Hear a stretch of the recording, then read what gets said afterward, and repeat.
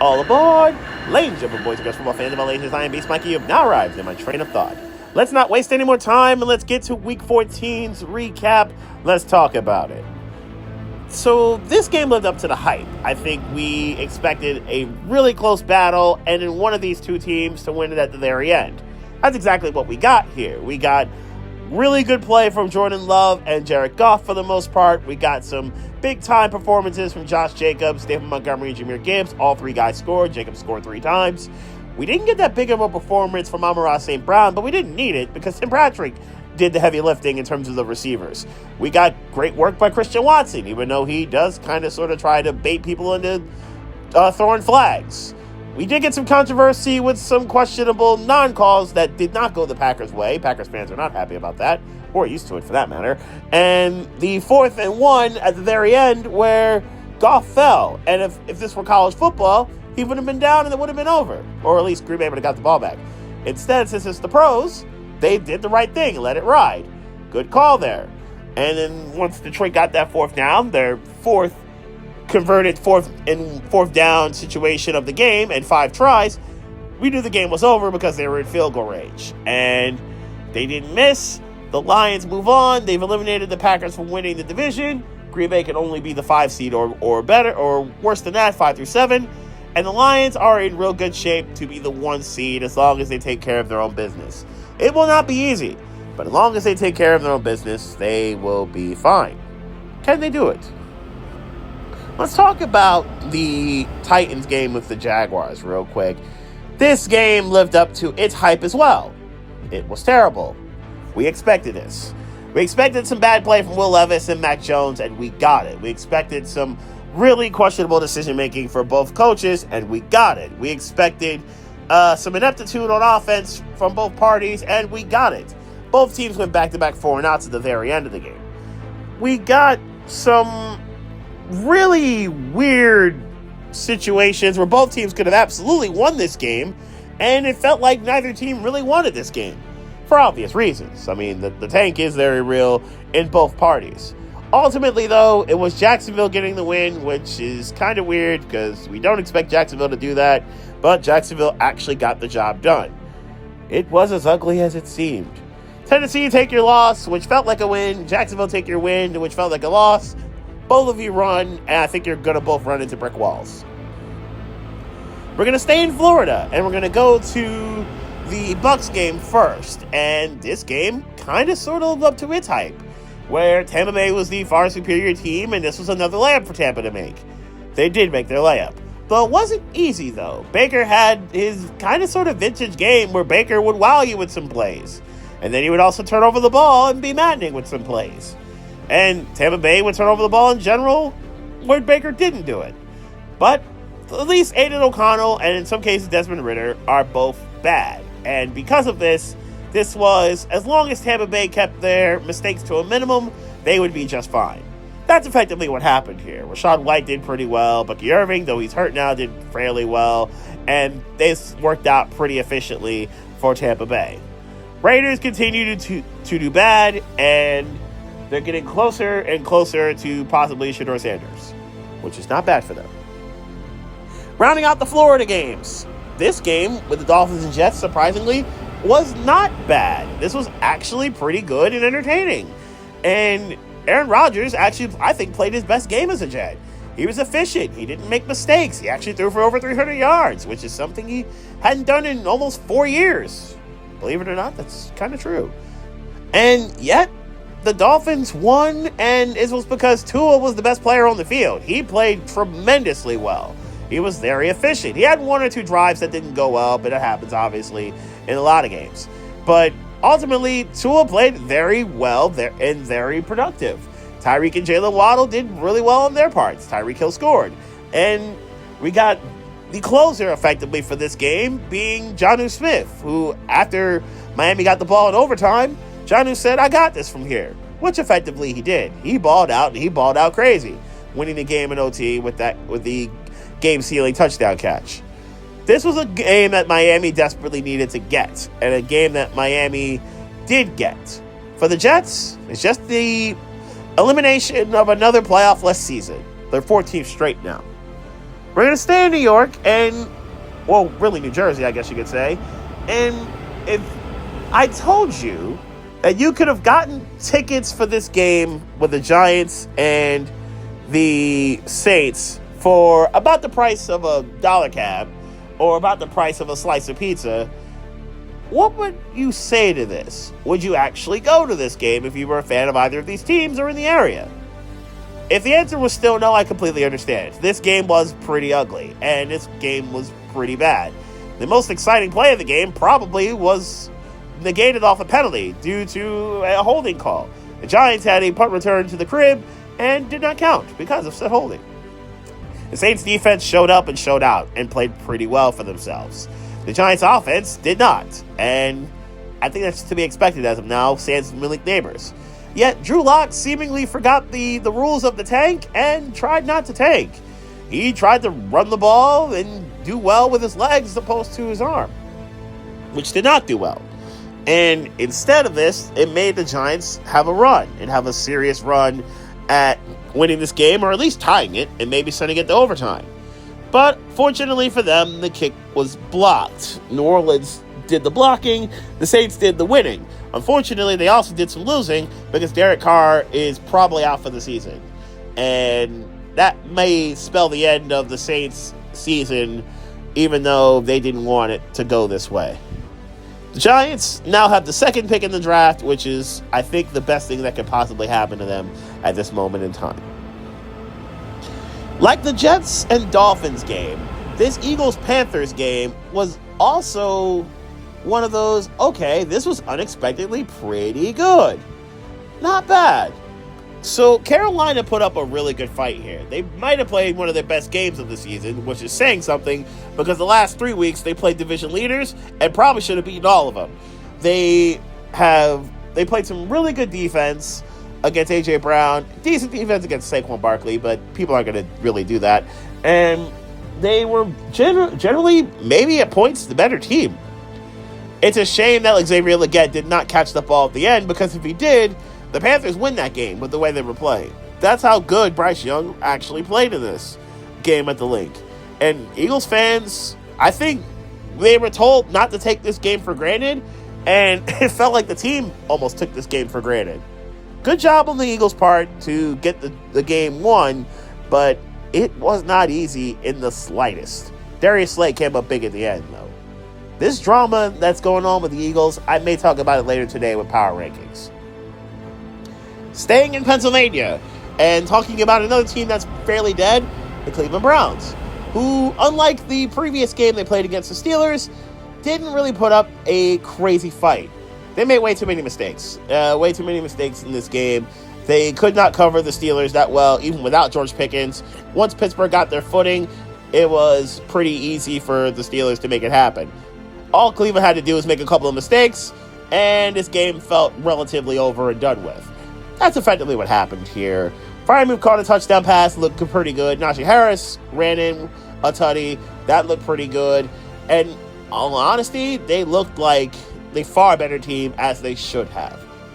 Good work, Pittsburgh, by not falling into the trap again for the second time in 3 weeks and setting yourself up for a monster showdown at the Link on Sunday. I will absolutely be talking about that later in the Power Rankings. And then probably the most exciting game of the 1 o'clock slate happened in Minnesota, where there was some good news and some bad news for the Falcons. The good news is, despite Minnesota jumping on them early with tutties to Jordan Addison and Justin Jefferson, remember those two names, the Falcons made a way back, and they got back to even at 21. The bad news is Kirk Cousins was not done throwing touchdown passes to Jordan Addison and Justin Jefferson. Basically, if you had the unenviable task of facing one of them in fantasy, you were in trouble. I had to face both of them in fantasy, and I'll explain why that this didn't really matter. I'll explain that later. Anyway, Sam Darnold was not done throwing tutties to Jefferson and Addison. They had 5 combined. Darnold had 5 touchdown passes. Jefferson and Addison had 5 touchdown catches between them. Addison 3-2. But it was dominance by those 3 guys and a late touchdown by Aaron Jones that did help my fantasy football team cause, which led to the Falcons giving up a 40-piece and the Falcons' self-destruction, or in this case, extreme levels of falconing, continuing. Tampa Bay is now in first place in an NFC South they had no business winning about a month ago. Yet the Falcons have lost 4 straight, and it looks really bad for Atlanta going forward, because if they don't win this division, that's going to be ugly. And that may be bad for Kirko Cuz, who looks like he is not as icy as we previously thought he was. Now to the NFC West portion of the video, and this was the battle of the 2 birds in the division. And I just explained that I had to deal with the likes of the Vikings receivers in fantasy. Fortunately, one person did have my back in this regard. Zach Charbonnet did. Charbonnet was absolutely cooking. He would get a receiving tutty early. He would get a long rushing tutty later. He would run for $140, and those 2 tugs gave me a lot of points. Great work there on his part, filling in for Kenneth Walker, who's also on my team, so I had that situation on lock. Anyway, Kyler Murray continues to throw in-os, the Cardinals continue to kind of sort of self-destruct, and Seattle is continuing to get themselves together, which is a good thing to see. Geno Smith throws the ball a ton, which is a little bit much for my liking, but he's at least getting the ball to JSN and DK Metcalf, and occasionally Tyler Lockett. Seattle might just win this division. Them and the Rams are going to be fighting for said division later on this year. I'm looking forward to their rematch in Los Angeles. But there's one more team I didn't mention in this division. It's San Francisco. And with the Niners, I don't think they're going to make the playoffs, but I don't think their season's completely dead like I thought it could have been. This was a gotta-have-it game for the Niners, and they played like it. The Bears played like they didn't want to do anything, and they really didn't move at all in the first half. They had 4 yards at the end of it. Not great. Not great when you also give up over 300 in said half. Also not great.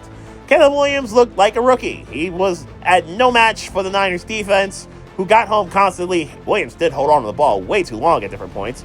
And this was an easy win for the Niners in a year where there's been no real easy wins sans the Jets game in week 1. The Niners have a gotta-have-it game coming up tomorrow. I will be talking about it later today. And for the Bears, like I said, they could lose out. And at this point, I hope they do. They need to get as much high-end talent on both sides of the ball, really on the offensive line. That could also be very helpful for them. And a coach that knows what he's doing when coaching offense. And to help the whole defensive coordinator situation. That would also might be good at this point in time. That gotta-have-it game for the Niners coming up tomorrow is going to be a home game against the Rams. And the Rams played a gotta-have-it game against their hardest opponent left in the Bills.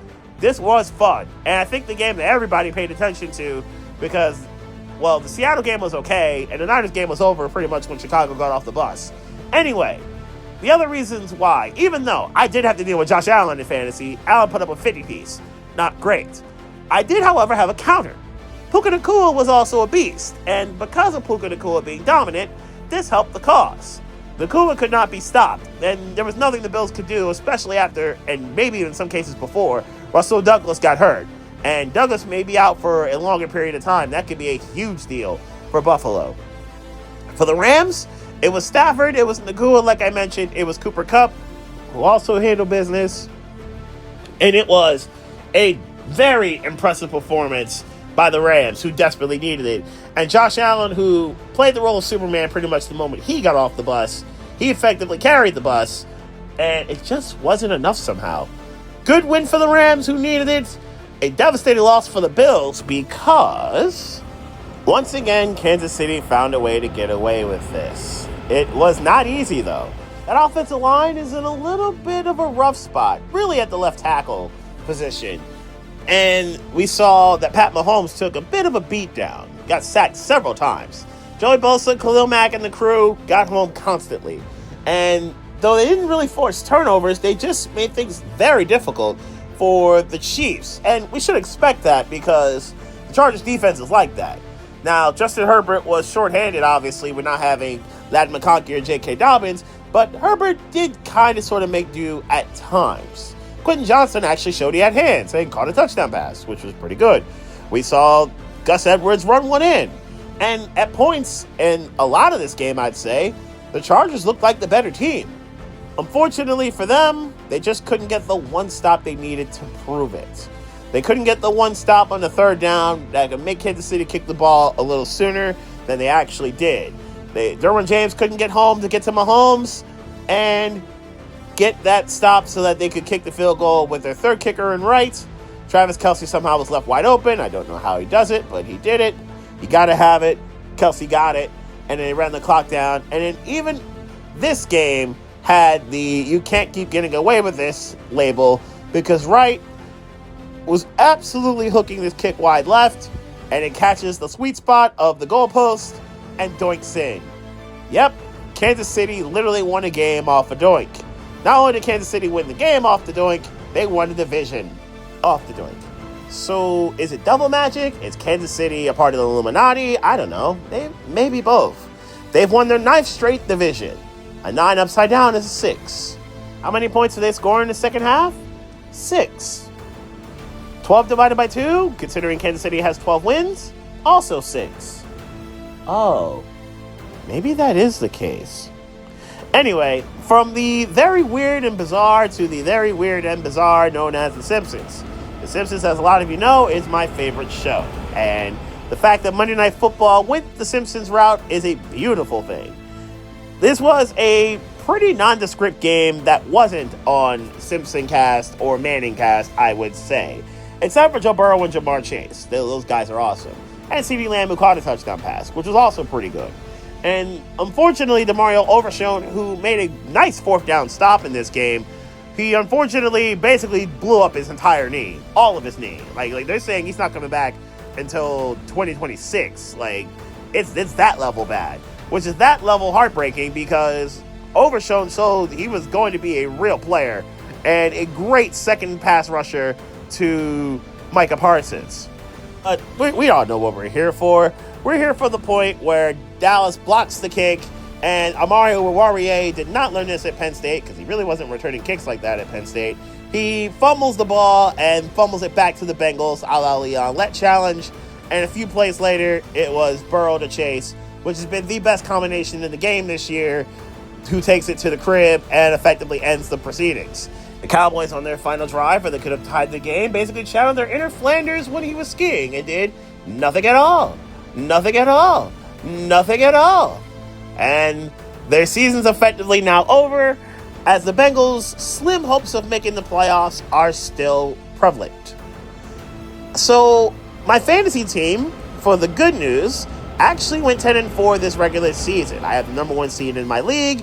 I have a bye, so I will not be updating my fantasy team next week. I will be doing it in week 16, obviously. As for week 14, in terms of actually picking games, I went 9-4. And my overall record is 140-69. Coming up later tonight, power rankings. Will your team land? Who fits in what tier? What theme will I use for this, quite honestly? That's something I'm still kind of sort of thinking about. Either way, shape, form, and fashion, Jacksonville, for the rare time this season, you will not be the first stop of my next train of thought.